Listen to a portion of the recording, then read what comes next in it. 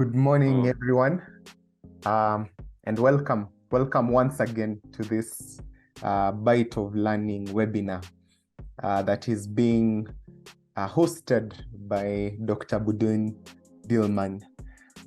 Dr. Boudouin Dillman is a lecturer and an engineer, and he presented at the international conference of the International Research Group of Physics Teaching, and he presented on understand the risks and benefits of artificial intelligence in an educational institutional context.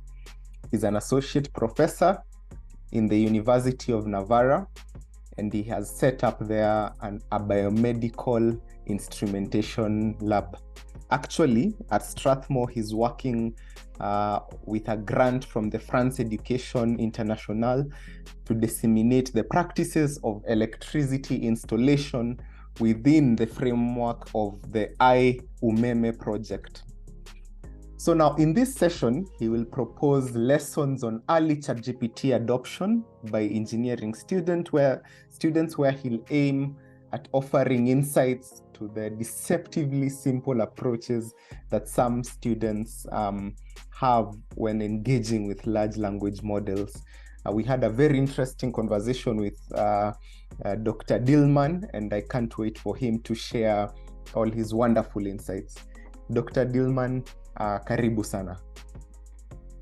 Thank you very much. I hope you, I'm sorry for the delay. Thanks, Dave, for the very kind introduction. This is a conference on facilitating the understanding of physics, and we were presenting together with our partners at University of Palermo the first experience of the usage of ChatGPT for physics lectures, together with Eric Jobunga from the TUM. The core of the physics, is mathematical because it's logic. We need to understand. We need to have a rational understanding of nature, and this, of course, transcends space and time and cultures, because it's something which belongs to the humanity.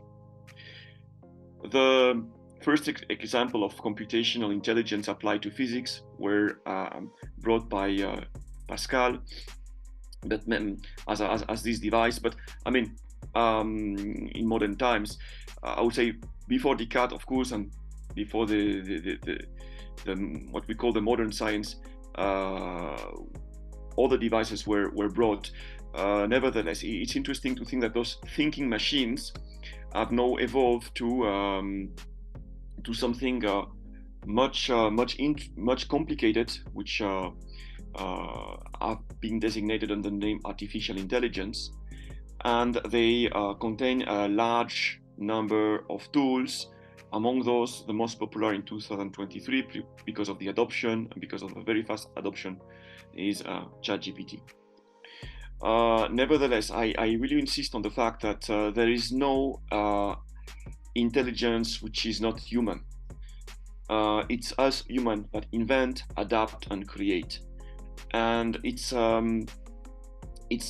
not noticeable that a kid who has two years is able to recognize what is a cat, having seen two cats in his life. A gentleman, a program such as ChatGPT needs to scan over 2 or 3 million pictures of cats to recognize a cat. No, what I wanted to do is to ask over a population of 100 students, which were taken from both Technical University of Mombasa and Strathmore University, to give me an example of the usage they do on ChatGPT for their physics lectures. And first of all, the first question was what kind of what kind of LLMs do you know? Can you mention some tool which is being based on artificial intelligence as it has been? And again, ChatGPT is clearly the most popular. And among the things that come into the open questions that we ask to the students is, what is your usage? How can you describe your usage? The term brainstorming was coming into half of the questions, and the term answer a question was coming in almost to more than 2/3 of the answers. So this is a statistics, excuse me, which comes from The Verge. It's a publication which is open data. So clearly it shows that the millennials and the Generation Z are the ones which are most fascinated by ChatGPT. Nevertheless, the Generation Z is a little bit behind, which is typical for the Generation Z, and the rate of millions of users, of course, are also correlated to the fact that they are younger. No, coming back to our students in Kenya, when we ask them what is the tools that you are going to use, okay, they're going to mention, of course, as most majority of students all over the world, that it's ChatGPT. Some of them still are honest enough to say that they really don't know, or at least they have not yet considered the question seriously. And this is important because in our environment, we are trying to push the usage of Jupyter notebooks, which interfaces very easily to the LLMs. In Jupyter notebooks, you can proceed to calculation tasks or graphical representation tasks, but you can also interrogate via a scenario the artificial intelligence. So you can really create the dialogue, and the idea for us was to get those dialogues as, I would say, Socratic dialogues, and that we could finally consider to see if the student is able to drive properly the conversation. So this was then done on a Jupyter platform. We can also use a Jupyter Lab platform, and we were collecting those notebooks after the students were asked a certain number of questions.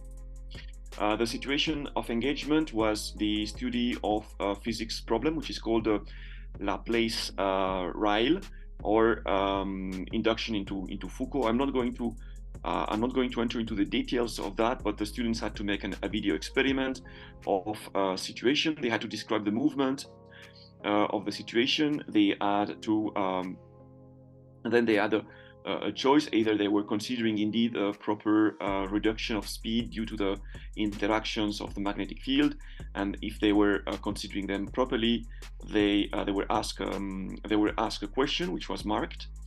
And on the same time, they were asked to conduct an interrogation of ChatGPT, to ask ChatGPT to produce a model, a Python code, that could reproduce numerically what they were observing in the reality. So the idea was to ask Python via ChatGPT to create some virtual twin, a virtual twin of an existing experiment. But of course, the virtual twin, as opposed to real, was based on simulation. So nevertheless, the idea was finally to be able to identify the correct surface, and of course this was a question. Now you see that from the design of this activity, the student had the possibility not to engage with ChatGPT. So it was open for him to use purely, I would say, analytical methods, literature, sources of information that he could find on the internet or on Google to try to solve the problem, or to use the second pathway, which is the pathway of modeling. We are going to ask you to produce a piece of of code which simulates and reproduce accurately what you've been observing and what you have made a video for. That was an exercise that we thought could be interactive, in the sense that it's homework. The students do have to produce some code.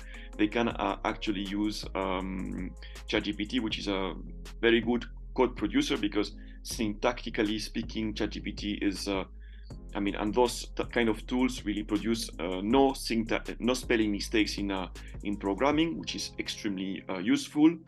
And of course, for physicists or for engineers, the modeling activity, the modeling task is essential, because it's something that allows them to understand the world. Okay. The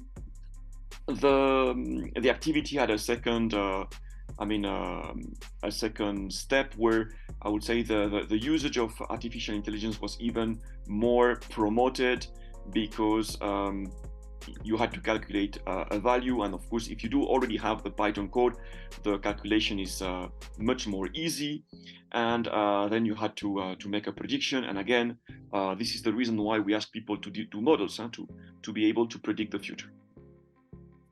So, well, in practice, this didn't work exactly as expected. I'm saying the part which was, filming and getting an experiment being done, I think that was very nice, because clearly we had the students speaking and having a dialogue to us to explain us their experiment in front of a camera, as opposed to in front of a computer.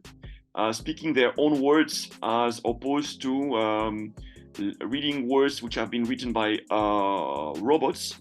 And so that makes, of course, the exercise very good, very genuine. And I think the video production was probably the most successful part of this activity. And I'm very happy to see that the students have engaged. They have engaged in a, I would say, YouTuber fashion at this point. They were really genuine and original, which is something that we did not expect it right at that point, because we thought we had students which were a bit, I would say, shy to present scientific evidence, but this is not the case. We are really happy for that. And I came then to the second point, to say writing code, and this is something that the students at third year were, I would say, accustomed from previous years. They were given a prompt, which was a prompt that they could modify, because this prompt was given as part of a code. So drop a magnet inside of a hollow tube, and then from this prompt they were asking for some modeling. So first by challenging their expectations, and then by trying to find the right prediction. No, only 2 students out of 100 went really to a modification, systematic modification of the prompt. The way they did so in general was to try to get from ChatGPT an answer as if it was Google, so that someone somewhere has done exactly what I've done. He has folded a magnet of a diameter 1.7 into of a magnetic field 82 Gauss, and this was folding into a gravitational acceleration of 10 meters seconds minus 1. And as you can see, this is a bit ironical, because obviously, this can be done only at one moment with one kind of material and by a unique person. So it breaks the rules of reproducibility. So that's definitively not the right usage of ChatGPT, because of course you are not having the level of abstraction that is being required then to push to an abstract model.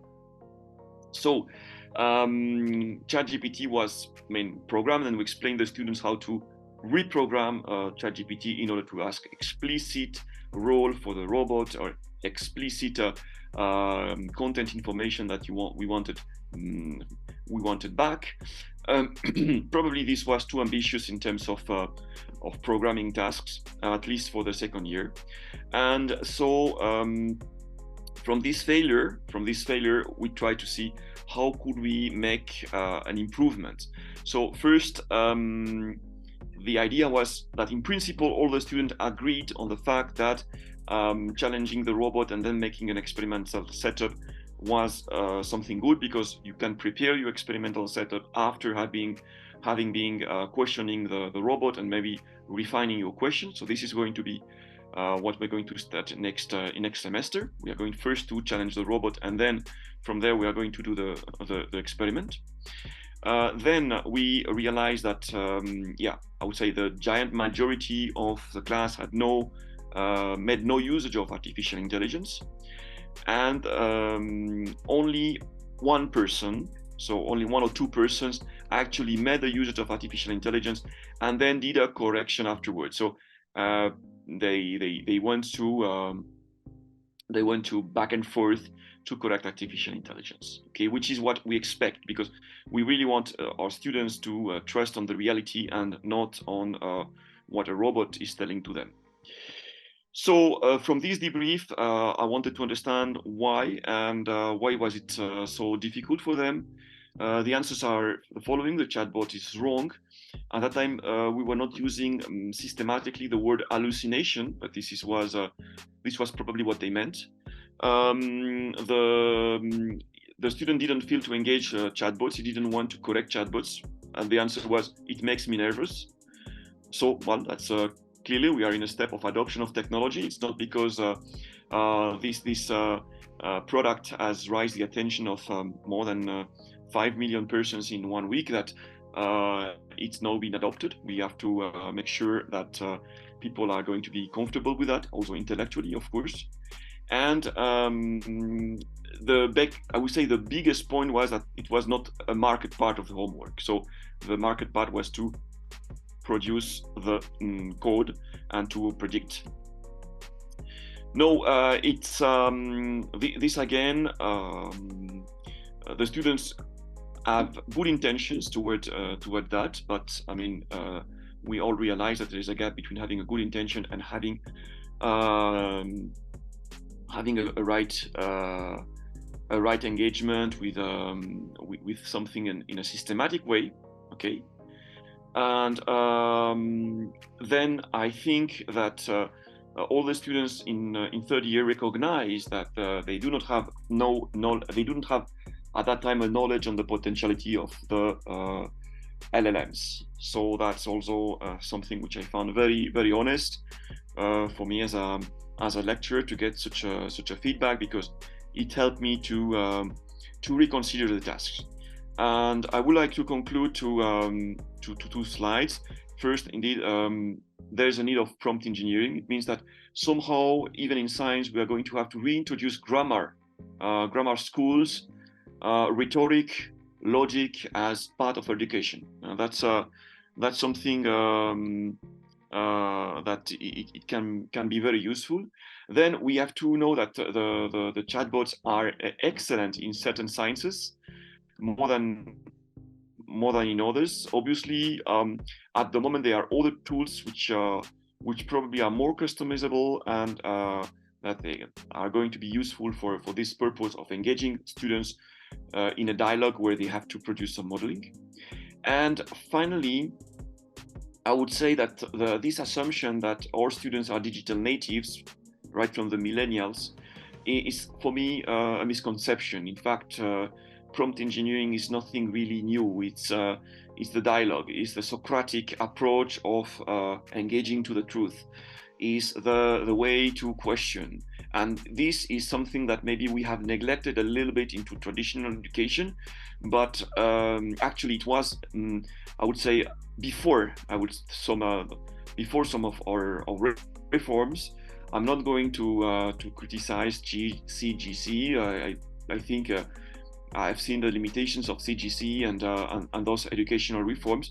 What I think is important to realize that the ancient academians, Socrates, and people which were working in the surrounding of this environment really had something to teach us. They had, I would say, well-made brains, and maybe we have to come back to that. No, obviously LLMs is opening an avenue of possibilities, in particular because no, I'm not afraid to ask the students to model things which are very complex, because I know that the Python programming is never going to be an obstacle. They can really create Python program without knowing a single line of Python coding. This is not a problem. And so I can really ask them to go further and to give them research tasks which are theoretically, I would say, more complicated, knowing that they are going to overcome them by just going and questioning ChatGPT. But I have to come to things which are much more simple, like questioning and reading and interpreting and getting back to a text to see this text has no inconsistency, and if there's no fraud into the logic, and if things which actually were supposed to be done in the primary school, but that obviously have to be retaken, because we cannot take for granted that our students do have a logical thinking. So with that, I really would like to thank you for your attention, and I really hope that we can continue the discussion. Again, I'm sorry that I was a bit late today, and I hope that we have questions. Thank you very much. Wow. Thank you so much, Dr. Dillman, for that amazing presentation. I don't know if we have anyone who wants to ask Dr. Dillman a question before we read some of the comments on the thread. I think we have a couple. If you may have a question for Dr. Dillman, maybe you may want to unmute yourself and ask him a question. But even as we continue, I really liked the point that Dr. Dillman made, saying that intelligence is human. That was very insightful, that a human baby needs to only see 2 cats to know a cat when he or she sees it, but a ChatGPT needs to see 2 million cats to be able to identify that this is a cat. It's very interesting to know that. I also really liked the experimentation in front of camera as a video. Many of our students have TikTok and Snapchat and Instagram accounts where they, post videos. It's very interesting to see that they can do the same with experiments, scientific experiments, and that students were genuine and original when submitting their assignments is actually quite surprising. And I think, as you were saying, there's quite a big need to train students on prompt engineering. In fact, we did about a couple of webinars where we explained some prompt engineering tips that some lecturers today are using. We built up a repository of prompts, and I feel like this knowledge needs to be translated to students to be more confident in using these tools, because it feels a little unfair for such a potent tool to exist, but it's not being used or not being used adequately by students. I see in the comments, teachers and students are using it as a brainstorming tool, and I am also seeing that it can be very useful in project-based learning. These are comments I'm seeing that were posted by Ian Wairua. And in future, we'll have this recording stored up. We'll create it. We'll share a link with everyone who has attended this webinar. I'm sure some of you might want to rewatch this recording again, because it was very material dense, very impactful, very good. Very, very rich. And I want to thank you so much, Dr. Dillman, for this wonderful session. I have learned a lot and been able to know how engineers are actually interacting with these chatbots. Our next generation of engineers in Kenya who will make a lot of great infrastructure for us. So up next, on the next Byte of Learning, we will have a session on how we can use several AI tools in doing our research. That will be in about 2 weeks' time, and I invite all of us to join. So look out on your email for an invitation. We want to see how we can further our research, make it easier for all of us using AI tools. So once again, thank you all so much for attending, and I hope you have a wonderful day. Thank you. Thank you.